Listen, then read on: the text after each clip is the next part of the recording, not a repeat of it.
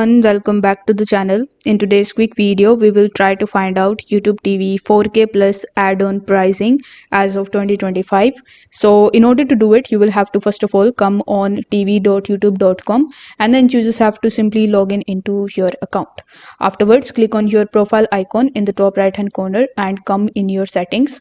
Now, once you are in your settings, you just have to simply make sure that you are in the membership tab, and here you just have to simply just take a look at the 4K plus. So over here, as you can see that you need to pay $4.99 per month for 4K plus, and if you select this option, you are going to get 30-day free trial. So it is also one of the best and the greatest things. Now you will notice that the $4.99 per month is only for the first 1 year. After that, you will have to pay $9.99 per month.